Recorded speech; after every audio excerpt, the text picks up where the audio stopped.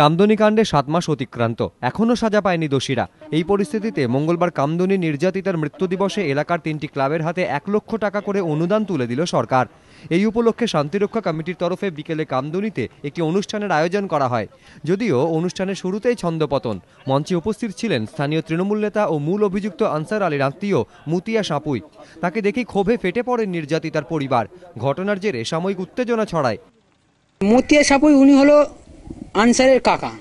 আমি চাই আসামির লোক যেন আমার এতে না থাকে। আমি কেন আসামির লোক এতে থাকবে কেন? আমাদের রাজ্য সরকার উপরে, মুখ্যমন্ত্রী, আমাদের দিদির উপরে আমাদের রাস্তা আছে, আমরা জানি, কিন্তু ও যেন না থাকে আমি চাই। ও মুখ দেখাচ্ছে কি করে যে আমার পরিবারের একটা ছেলে কেসে জড়িত আছে, আর সেই মৃত্যুর পরিবারে কি করে দাঁড়াই? একটু লজ্জার মুখটা নিচু করে থাকার দরকার ছিল, ওনার না আসাই উচিত ছিল। অন্যদিকে মৃতার স্মরণে মঙ্গলবার সকালে মিছিল করে কামদুনি প্রতিবাদ মঞ্চ। পাশাপাশি পশ্চিমবঙ্গ গণতান্ত্রিক মহিলা সমিতির তরফেও একটি মিছিল করা হয়। শহীদ বেদিতে মোমবাতি জ্বালিয়ে শ্রদ্ধা জানান বাম মহিলা নেতৃত্ব। আমরা আমাদের আজকের এই ঘটনার স্থলে এসে আমরা আবার নতুন করে শপথ নিচ্ছি।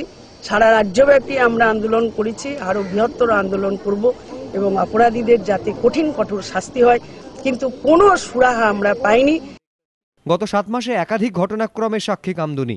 ইতিমধ্যেই কামদুনির জন্য একাধিক প্রতিশ্রুতি দিয়েছে রাজ্য সরকার। ক্লাবগুলিকে অনুদান সেই প্রতিশ্রুতি পূরণের পথেই এক ধাপ বলে মনে করছে রাজনৈতিক মহল। রঞ্জিত সাউ, এবিপি আনন্দ, কামদুনি।